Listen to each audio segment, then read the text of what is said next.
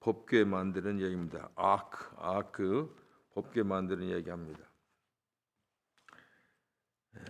이 법궤는 사실은 구약에서는 법궤에 그 두 돌판, 십계명이 들어가 있죠. 십계명. 그런데 이제 그 법궤에 대해서 얘기가 많습니다. 뭐 법궤 때문에 영화, 뭐 아주 그 영화도 있죠. 법궤를 뭐 찾는다 뭐 그런데 이 법궤 속에 사실은 그 하나님의 말씀 십계명 두 돌판만 들어가게 돼 있는데 왜 그랬는지 하여간 그 속에 무슨 뭐 아론의 쌍난 지팡이하고 만나하리도 있다 뭐 해가지고 하여간 조금 많이 혼란을 합니다. 근데 하여간 법궤는 하나님께서는 그 법궤를 만들고 십계명 그 하여간 계명 두 돌판이 거기 넣었습니다. 그래서 사람들은 이걸 옛날에 다시 말하면 하나님의 말씀을 통해서 하나님은 우리와 서로 만나고 대하는데 이제 신약 시대에는 예수님 말씀 자체가 오셔서 그러니까 이 법궤를 많은 사람들이 이제 우리가 구약을 읽는 이유는 뭐 이스라엘 역사와 율법을 배우는 게 아니라 구약을 통해서 하나님이 이 메시아가 예언되고 그래가지고 하나님께서 율법을 통해서 우리가 아무리 의롭게 살라고 해도 살지 못하고 천국에 갈 수 없기 때문에 이제 그 죄를 속하고 하는 문제는 이제 그 하나님이 해결해 주시면 안 되거든요. 그래서 예수님으로 오셔서 말씀으로 오셨다 하는 겁니다. 그래서 구약에서는 법궤를 통해서 하나님께서 우리를 만나고 우리와 대화하지만 이제는 예수님과 직접 그래서 구약의 법궤를 우리는 하나님 말씀 예수님으로 이제 이렇게 보고 그렇게 해석을 하는 겁니다. 그래서 항상 우리는 구약을 보는 관점이 이스라엘 역사와 율법 배우는 게 아니라 예수님의 이미 약속한 그 약속 역사를 통해서 예수님을 더 확실히 알고 또 그러니까 뭐 꼭 이스라엘 역사라고 하지 말고 하여간 구약과 신약을 속에서 예수님이 한 주인공이 되어서 우리를 얼마나 사랑하시고 구원하시고 돕는가 이걸 배우기 위해서 우리가 구약을 배우는 겁니다. 오늘 이 법궤도 사실 그래서 법궤는 무슨 뭐 성전의 성막에 들어갈 하나의 그런 어떤 그 말씀 두 돌판을 넣은 상자로 보지 말고 이걸 배우면서 우리는 말씀을 통해서 예수님을 만나야 우리가 구원을 받는다 하는 그런 의미로 오늘 본문을 보는 게 좋겠습니다. 오늘 본문의 핵심은 그렇습니다. 하나님의 말씀은 세상의 그 어떤 것보다도 더 귀한 예수 그리스도를 교제할 수 있는 유일한 통로다 하는 것을 우리에게 말씀해 주고 있습니다. 이 법궤를 여기 보니까 법궤를 어떻게 어떤 재료고 어떻게 만들고 다 이것도 하나님이 무슨 뭐 누구 그 뭐 설계도를 다른 사람이 인간이니까 하나님이 하시는 겁니다. 하나님이 하라는 겁니다. 여기 보면은 그 부살렐이라고 했지만은 이 출애굽기 보면은 부살렐하고 하는 사람도 오홀리압이라고 하는 두 사람이 있습니다. 이 사람은 모든 하여간 뭐 천막 짤 때 그 실, 청색, 자색, 홍색 실 뭐 이런 것부터 시작해서 하여간 다 이 두 사람이 만들어요. 이게 무슨 다른 일꾼들이 했겠지만은 그러니까 마스터입니다. 이 사람이 그냥 다 하는 거예요. 하나님께서 성령도 지혜를 주셔서 다 하는 건데 오늘 또 보니까 부살렐이라고 하는 분이 이제 그 법궤를 만드는 겁니다. 그런데 이 사람 아이디어가 아니에요. 이 사람이 생각하는 게 하나님의 아이디어예요. 하나님의 아이디어가 이렇게 만들어라 하니까 부살렐을 중심으로 해서 법궤를 만드는 겁니다. 그 보면은 그 나무가 보면 조각목이래요. 조각목. 이 법궤는 나무로 돼서 나무를 만들어 가지고 안팎으로 황금으로 싼 거거든요. 이 법궤가 그랬는데, 그런데 그 나무가 조각목이다. 조각목을 보니까 이건 우리나라의 그 쉽게 말하면 아카시아 나무라고, 아카시아 나무. 근데 아카시아 나무는요, 이게 보면은 그 옹이가 많아요. 그래가지고 무슨 뭐 만들고 할 때는 적합하지 않다고 합니다.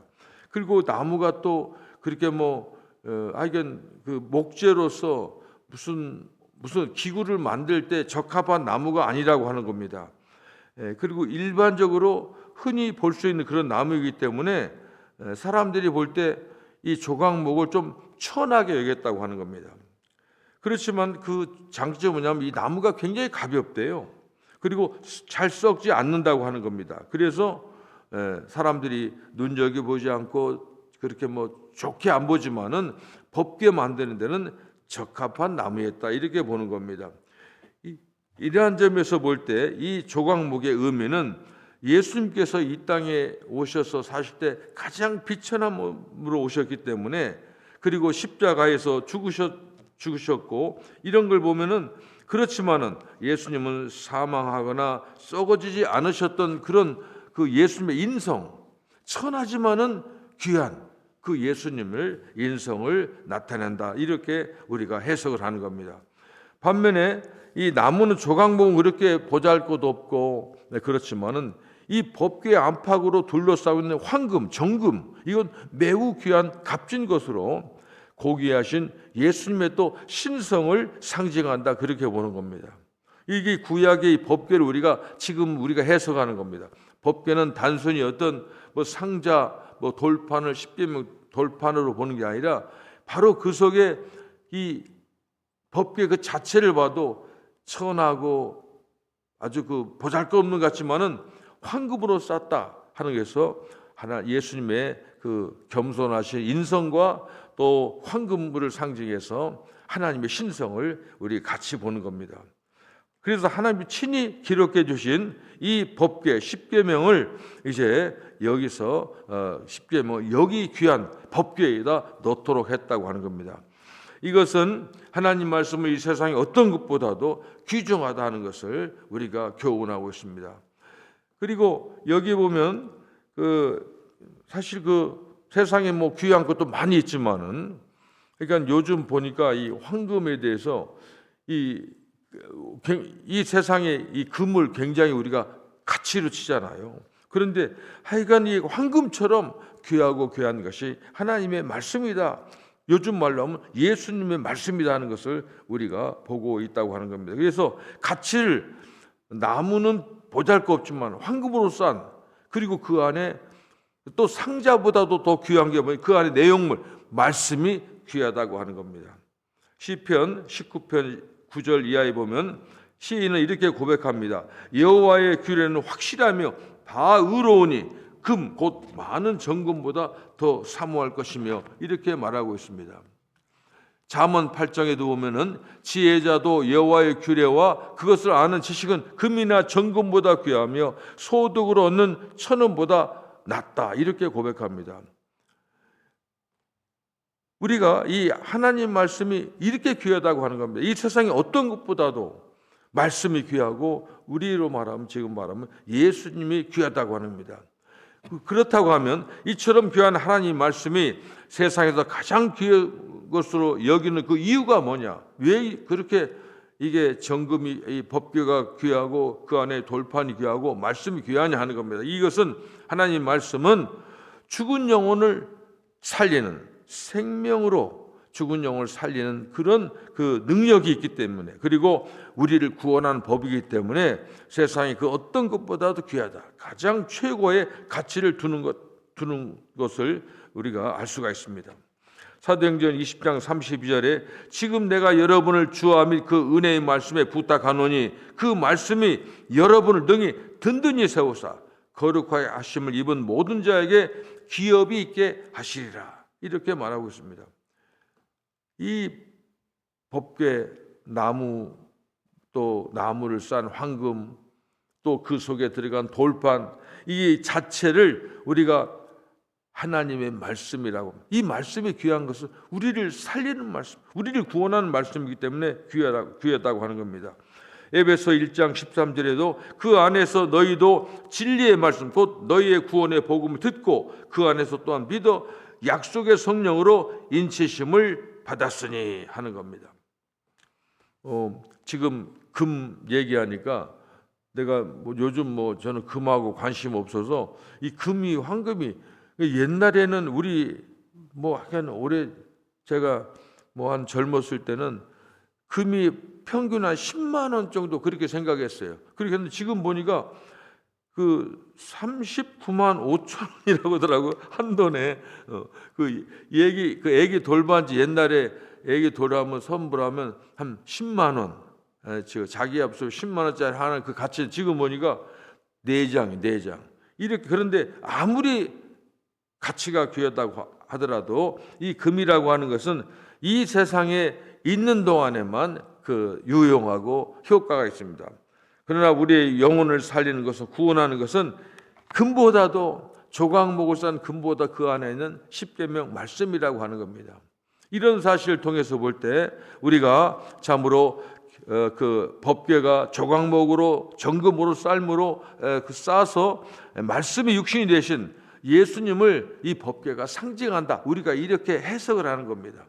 이처럼 법궤가 예수님을 예표하는 것이라고 하면 우리에게 법궤도 지금 예수님도 귀한 가치가 있다고 이렇게 보는 겁니다. 그것은 구약에서는 법궤를 통해서 이제 우리가 하나님께서는 이스라엘 백성과 만나서 교제하는 것처럼 지금 신약 시대에는 오직 법궤를 예표되는 우리 예수님의 말씀을 통해서 교제하신다고 하는 겁니다. 이런 생각을 가지고 우리가 법궤를 보면 좋겠습니다. 이 법궤에 대한 지금 보니까는 옛날에 그 유명한 배우 법궤에 대한 영화 법궤라고 하는 영화가 나와 있죠. 1편이 무슨 또 그런 게 나와 있어요. 그런데 보면 우리 그 사람들은 보면 법궤 속에 그 보물 무슨 보물이 있다고 해가지고 돈 찾으려고 그 영화를 만들었지만은 우리는 이거 보면은 우리 법궤를 본부에서 여기서는 우리는 말씀이 중요합니다. 그 내용물이 중요해. 그 예수님을 중요하게 합니다. 요한일서 1장 3절에 우리가 보고 들은 바를 너에게도 전함은 너희로 우리와 사귐 있게 하리 하미니 우리의 사귐은 아버지와 그의 아들 예수 그리스도와 더불어 누림이라 이렇게 말씀하고 있습니다. 그렇다고 하면 우리는 지금 정말 그 법궤를 통해서 이스라엘과 옛날에 하나님께서 교제하셨는데 지금은 이 법궤가 정말 예수님을 상징한다고 하면은 우리도 항상 이 예수님과 이 말씀으로 늘 교제하고 있는가 이런 생각을 우리가 해봐야 되는 겁니다. 늘 우리의 생각은 예수님 생각으로 가득 차야 된다고 하는 겁니다. 예수 그리스도는 내가 하나님과 교제할 수 있는 유일한 문이고 통로입니다. 그래서 예수님께서는 자신을 길과 진리와 생명이라고 그렇게 말했습니다. 그래야 예수님 나를 통하지 않고 나로 말미암지 않고는 아버지께로 올 자가 없다. 법궤 이 말씀으로 이스라엘 백성이 하나님을 만났다고 하면은 지금도 우리는 예수님과 늘 관계하는 겁니다. 예수님과 관계하는 겁니다. 요한복음 10장 9절에 내가 문이니 누구든지 나로 말미암아 들어가면 구원을 받고 또는 들어가며 나오며 꼴을 얻으리라. 예수님을 통해서만 하나님을 만날 수 있어요.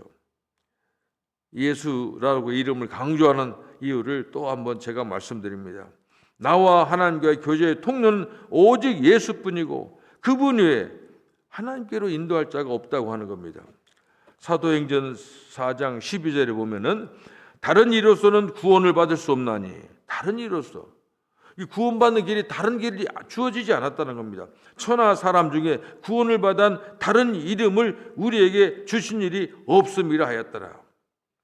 예수님, 예수 그리스도, 주님 많은 말씀입니다. 그러니까 이건 본질 법궤 조각목으로 싸고 황금으로 쌌지만 그 안에 있는 그 법궤 말씀이 예수님, 말씀이 육신된 그 예수님, 그 예수님만 그 이름만이 중요한 겁니다. 다른 이름으로서 구원을 받을 수 없다는 겁니다.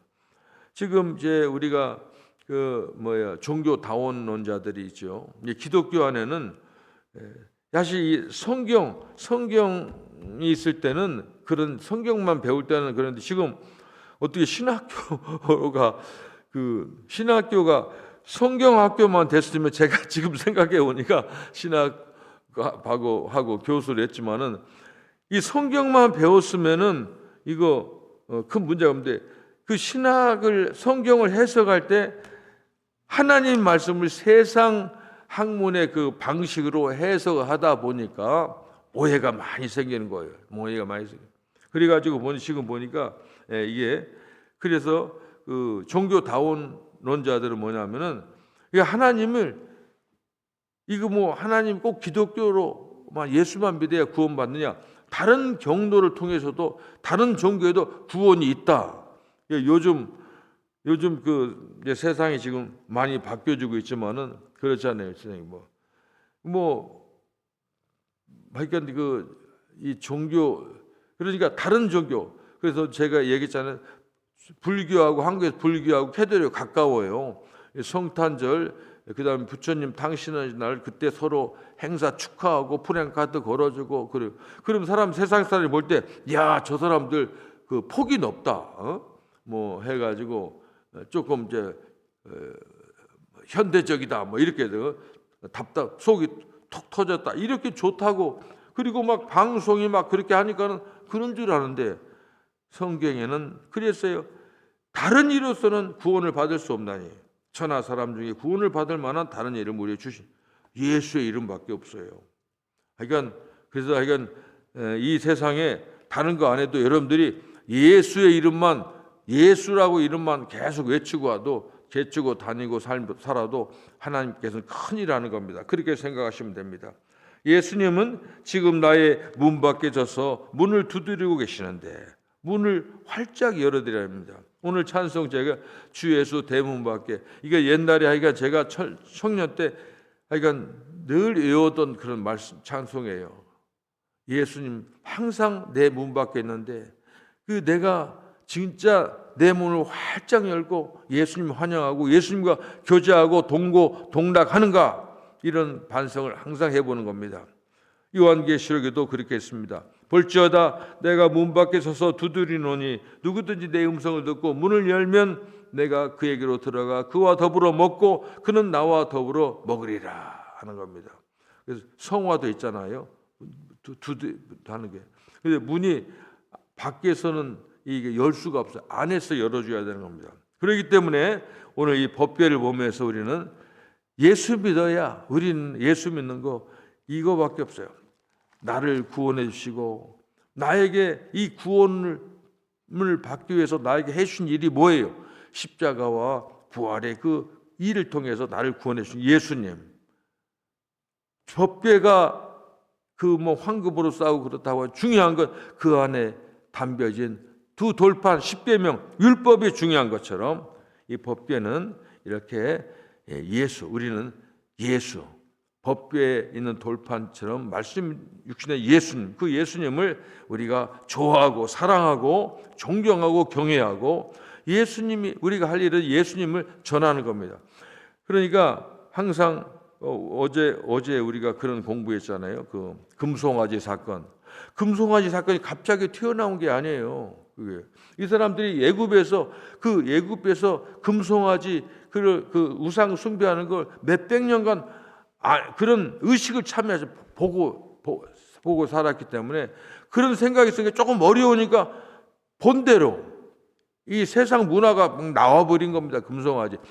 우리가 보면 그렇게 그 사람들이 바로 그걸 따고 합니다. 아무리 세상이 그래도 세상 풍조가 나날이 갈려도 나는 내 믿음을 지키느냐는 찬송처럼 법궤를 통해서 우리는 예수를 봐야 됩니다. 예수 중심으로 살아가는 겁니다. 예수님의 말씀대로 구원을 받고 그게 예수님 우리에게 해준 일이에요. 그렇기 때문에 우리는 새 사람 됐기 때문에 예수를 전하고 말로 전하고 기도로 전하고 우리의 삶으로 전하고